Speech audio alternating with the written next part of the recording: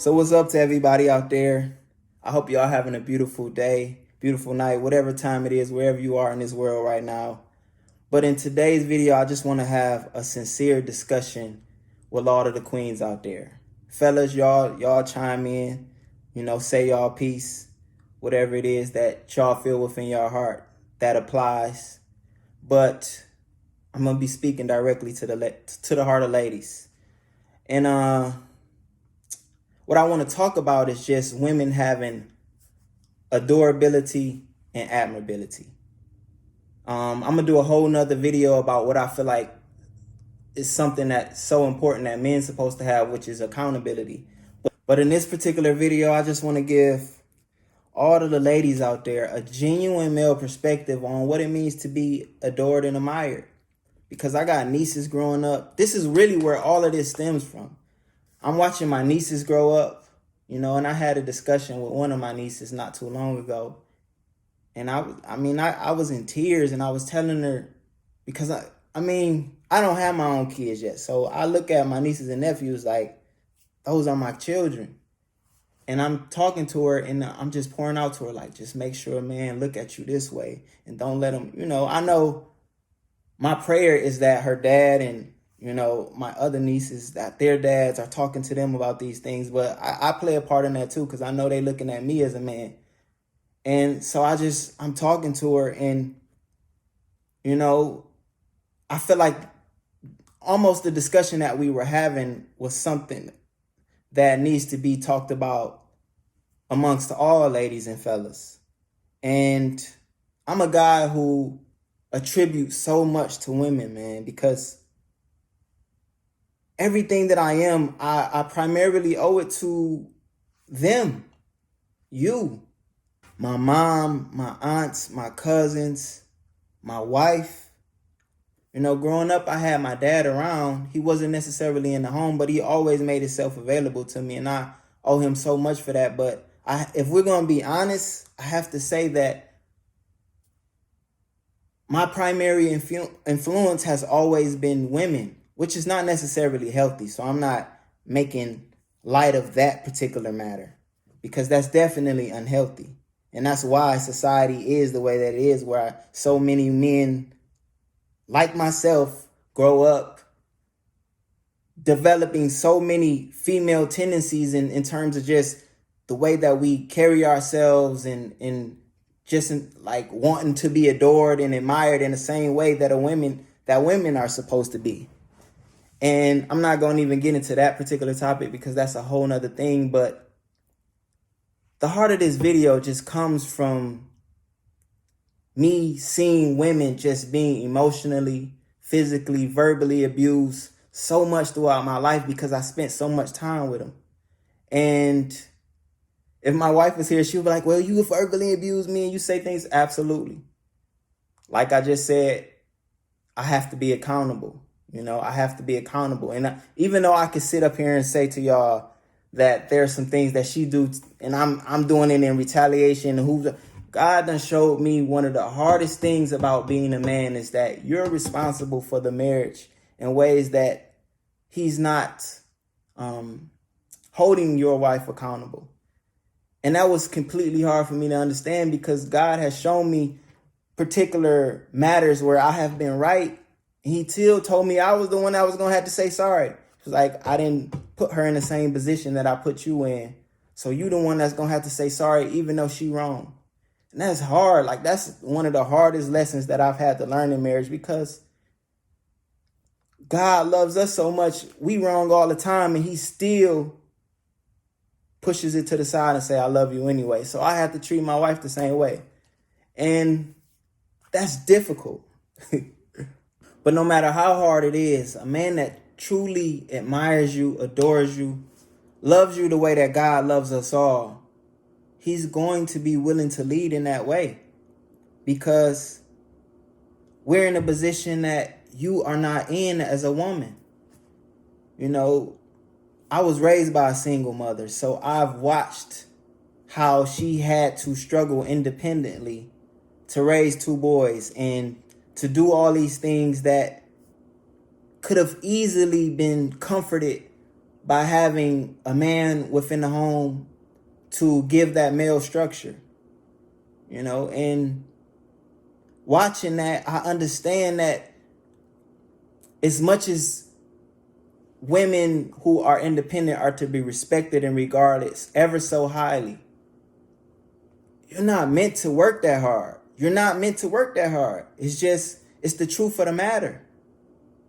And that's not to say that you shouldn't be out here supporting yourself, because the way that the world is set up, it's necessary a lot of times. But that don't make it right. Things that are necessary don't that's another reason why I just said what I just said, because things that are sometimes necessary or that happens unnecessarily, that don't always make them right. And just watching my mother struggle as a single woman, I always wished that she would have someone pouring into her the things that she was trying to pour into us. And a lot of times our relationship suffered emotionally because she was so depleted, man. And I didn't understand that till I got older, and I'm in the position that I'm in now. But now that I can look back on those things and really dissect it from a more mature perspective, I understand why there has been a deficit over the years, just growing and bonding, because here was a woman that's supposed to be adored and admired, who had to take on this independent role that she was never meant for. And let me pause it for a minute before I start crying, y'all. But the truth of the matter is that women, you are not meant to carry families. But I appreciate each and every one of y'all that's out there doing it, because I know it's unrealistic to think that you don't have to. Because, like I said, I was raised by such an extraordinary woman who had to do it for me. But this is the reason why I'm presenting this video to y'all. Both older women and the little girls coming up under me alike. There's certain things that you can do in order to present yourself as a woman that is to be admired and adored. And that's not to say that you should just be out here looking to get a man. I'm not even proclaiming that upon none of y'all. But if it's within your heart to have a man that really cares about you, who really genuinely is going to put you in the place that you belong in terms of the way that he looks at you, then you have to present yourself in such a way that you demand that. And so, to get to the very core of this video, let me just say that I was reading something in the Bible that really applies, and that's really what I want to use. And it's in Genesis 29, I believe it is. And it's about Jacob and his affinity for Rachel. And so let me just say this. I've been married 11 years. And the thing that attracted me to my wife, is that she did things that were completely contradictory to all of the women that I was used to. I'm not saying that I'm this, guy who women was all over throughout my life, but I've had my fair share of things going on within my youth. We got married we met each other when we were 19 and 18. We got married when we were 24 and 23. I'm 1 year older than her. But before her, I was so used to women being the aggressor. I was used to women presenting themselves in such a way that it said, you can have all of this if you want it.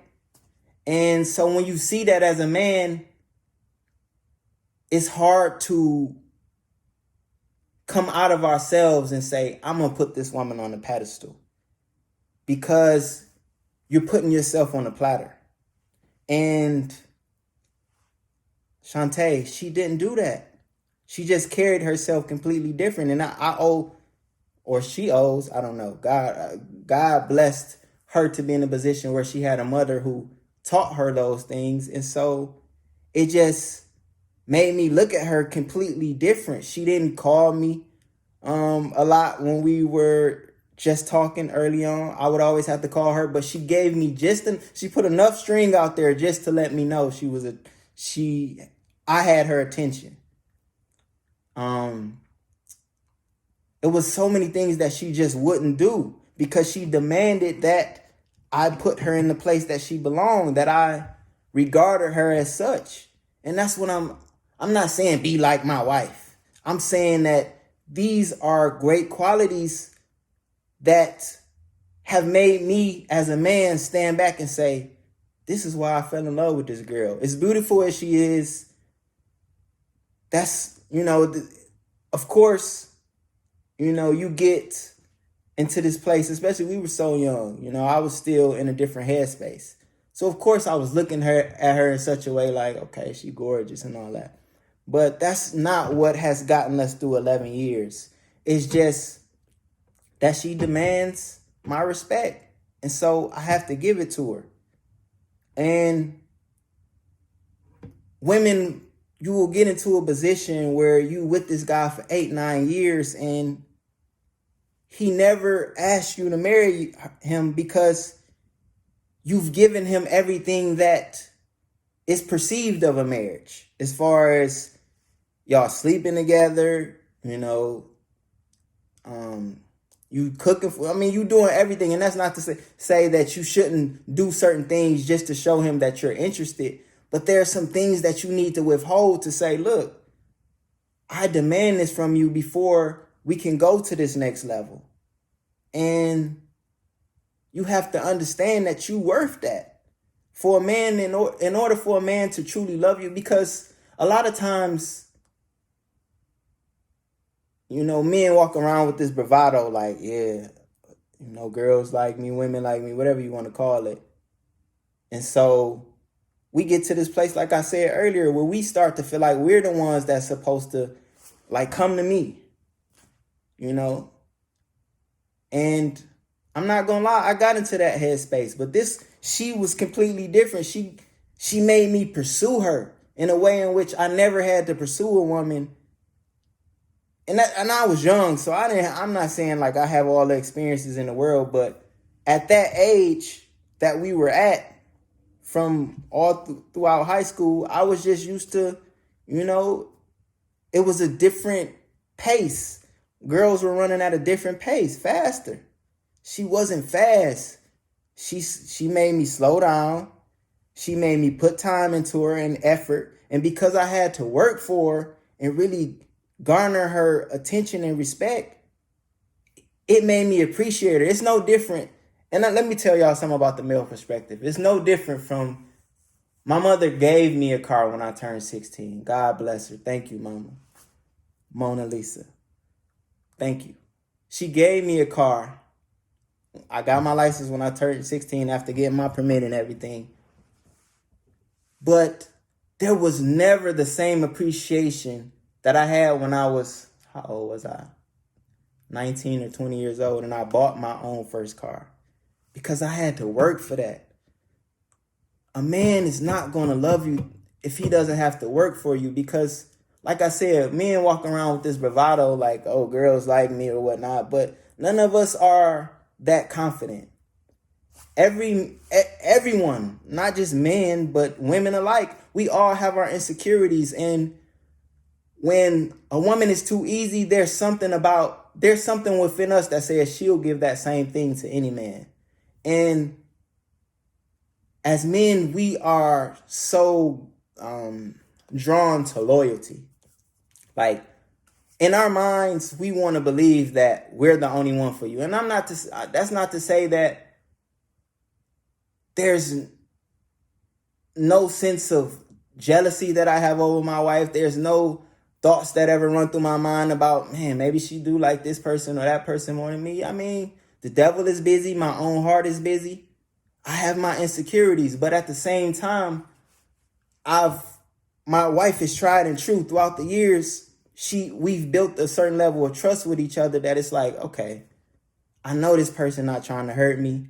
I have to learn to look past certain things, and I have to learn to put myself in check because this person sincerely loves me. And that's how so many people end up getting involved with cheating and everything else, because your insecurities start to take hold, and I'm not going to take up for no men, but I would say that a lot of men cheat because of their insecurities. It's not because they don't love the woman. It's because they feel this need to feel validated. And I tell my wife all the time, I'm not going to lie, I need you to help build my confidence. I need you to validate me sometimes. I need verbal affirmation from you.